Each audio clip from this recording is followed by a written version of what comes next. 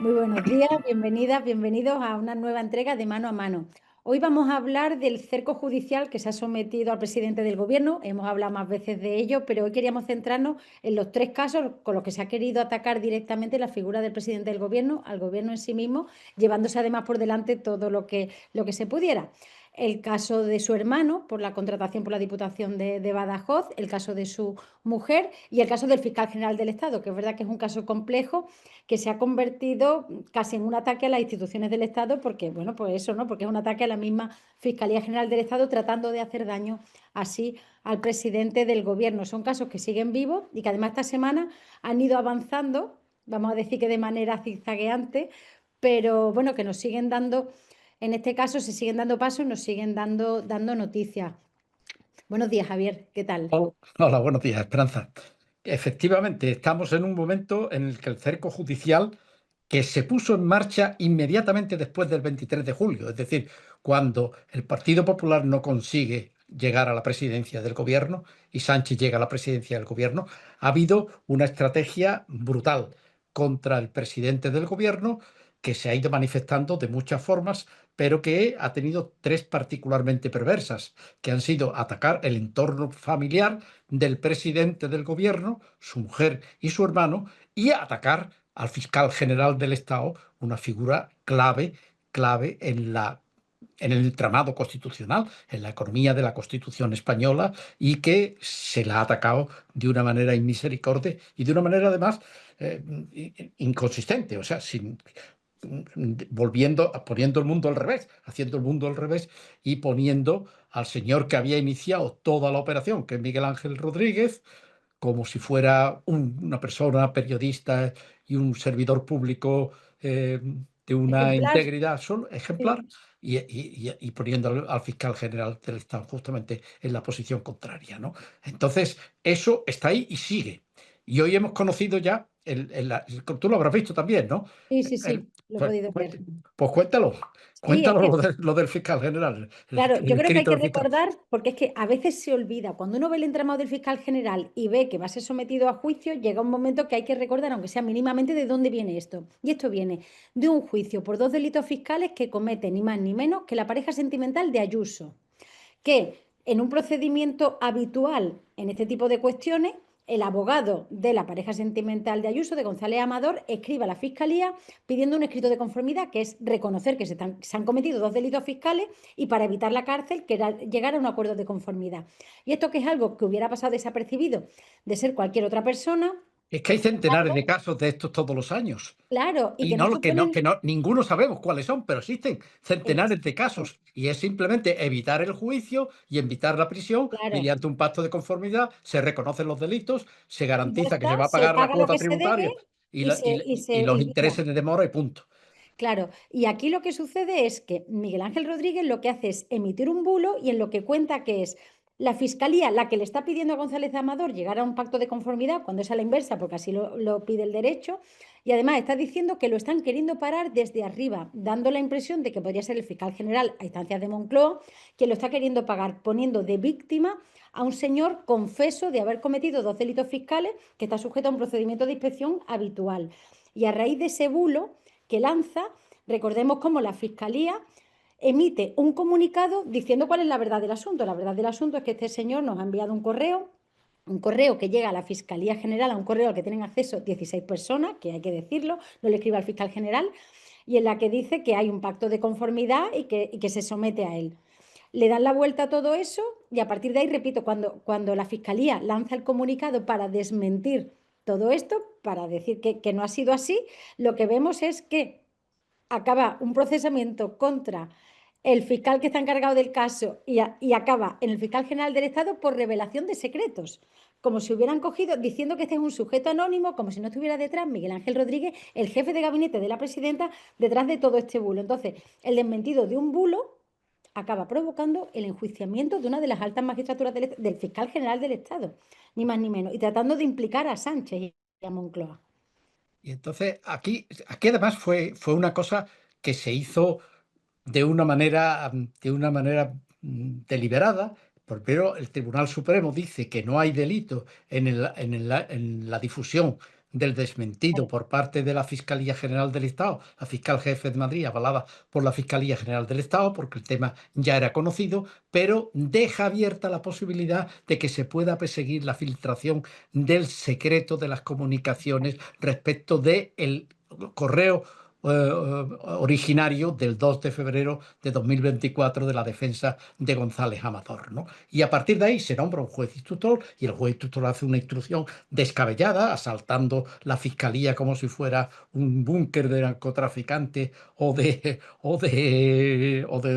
terroristas y Sí. vuelca toda la información que hay en todos los ordenadores y dispositivos electrónicos de la fiscalía, etcétera. Hace una auténtica barrabasada y además pide información internacional, auxilio, y no ha conseguido absolutamente nada. No tiene absolutamente nada. Y en lugar de sobreseer, que es lo que tendría que hacer en este caso, pues no.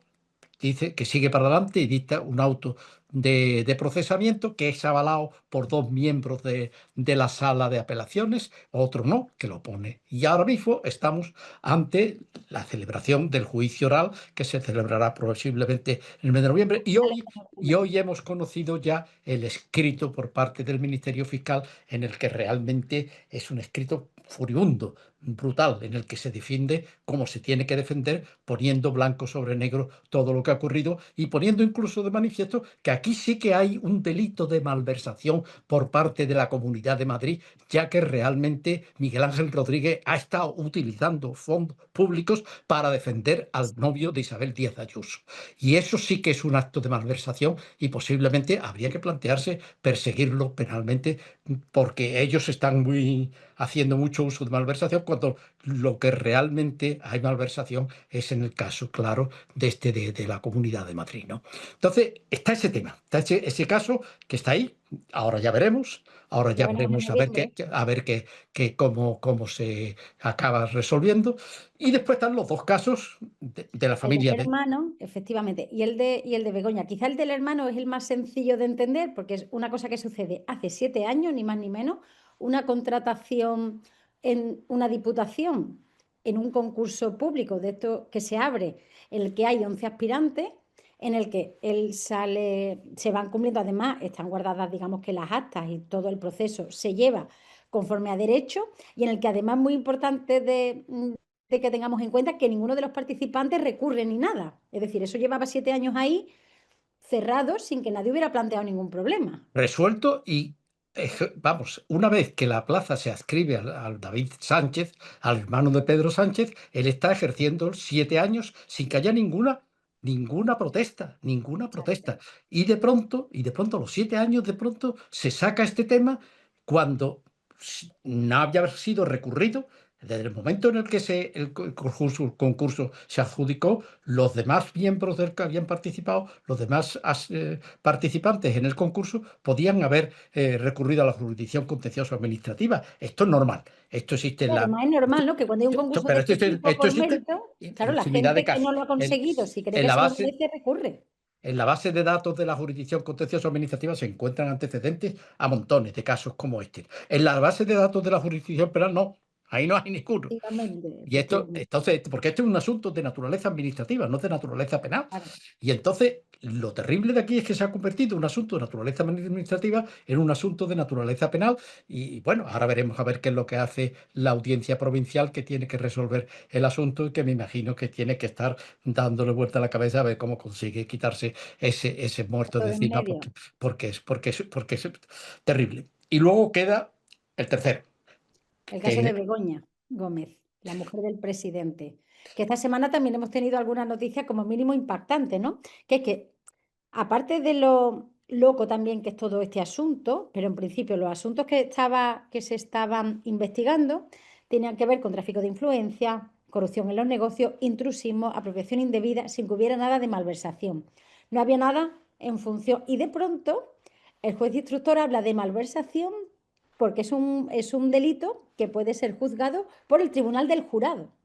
no, también los otros, ¿eh? O sea, aquí también, porque el tráfico de influencia, eso también son delitos para el Tribunal de Jurado. Aquí lo que ha hecho el juez instructor es una cosa tremenda, ¿no? Porque nos encontramos con que hay una pieza principal, están en los Exacto. 4 delitos, que Cuatro son los 4 delitos, iniciales, efectivamente. y de pronto, como no ha sido capaz de montar una causa seria en ninguno de esos 4 delitos y poderlo llevar a la justicia, y porque se ha dado cuenta de que con eso no llegaba y ningún Mira, tribunal normal, ningún tribunal de justicia iba a poder entrar a entender de esos 4 delitos, pues de pronto se le ha ocurrido que puede haber malversación, que la había descartado previamente, que el propio exacto, juez es instructor verdad. había descartado previamente que hubiera el delito de malversación. Y ahora, sin embargo, lo descubre y dice que hay en los correos del rector de la Universidad Complutense de Madrid, hay indicios serios de que se han cometido delitos, pero no dice cuáles son. No No dice dice cuál, cuáles son, efectivamente. con lo cual está planteando una acusación sin que realmente se tengan indicios ninguno de que se haya cometido el delito, sin que se diga en qué ha consistido la malversación, cuál es la cuantía de la misma, de qué manera se ha producido. Es decir, es una cosa, es un inconcebible, ¿no? Es una cosa inconcebible que está ahí y que ahora veremos a ver cómo se desarrolla, porque claro, esto no está, esto no supone la apertura de un juicio oral, ¿eh? Esto no supone la apertura de un juicio oral, ni mucho menos. Pero bueno, Ahora tiene exactamente. que comunicárselo a las personas afectadas. Ellos podrán alegar lo que estimen pertinente y antes de que se pueda abrir un juicio oral tiene que haber una audiencia y en el trámite de audiencia en el que las partes tienen que pronunciarse y en el que hay que verificar todos los indicios en el caso de que existieran o no existieran. Es decir, aparte de que hay el problema de si el tribunal del jurado puede entender de un asunto y no de los Y no 4 de los otros otros cuatro, que claro. están conexos, y que por lo tanto, si es posible, independizar el caso de malversación de los otros 4 delitos con los que se empezó la causa, ¿no? En consecuencia, aquí ahora mismo hay pues todo el desorden que hay, porque la instrucción ha sido una instrucción desordenada y una instrucción que realmente casi habría que pensar en que podría exigírsele responsabilidad penal, Responsabilidad. penal al Sí. juez instructor por la forma en que lo ha llevado, ¿no? Pero está ahí, el cerco está ahí, y es el cerco judicial contra el presidente del gobierno antes la imposibilidad de conseguir una mayoría parlamentaria para destituirlo. Pues seguiremos pendientes, ¿no, Javier? A ver cómo van Seguiremos, evolucionando, porque aunque esto, todo parece indicar que ninguno de estos casos, al no tener consistencia ninguna, pueden seguir dando titulares, pero no parece que vayan a desembocar en una responsabilidad penal. vamos a ver al final cómo que queda de todo esto, qué queda de todo esto, porque yo creo que, claro, cuando se intenta hacer un uso vengativo del derecho, que esto es un caso de uso vengativo del derecho por parte de magistrados del Tribunal Supremo. Sí, Es lo terrible. Y un uso vengativo del derecho, dirigido contra personas como el fiscal general del Estado, un uso vengativo del derecho contra personas de la familia del presidente del gobierno, pues no es infrecuente que ese uso vengativo del derecho obnubile a los propios jueces que lo ponen en marcha y acaben haciendo cosas como las que están haciendo. Bueno, pero por eso hay que seguirlo, hay que prestarle atención, pero al mismo tiempo plantar cara ante estos asuntos porque esto para que el ruido no parezca, ¿no? no, Exacto, para que el claro, ruido no tape la realidad no, de los no se, asuntos. no se puede permitir que estos señores crean que realmente pueden hacer eso y que los demás vamos a quedarnos cruzados de brazos. Muy bien, Javier, pues seguimos atentas. Seguimos.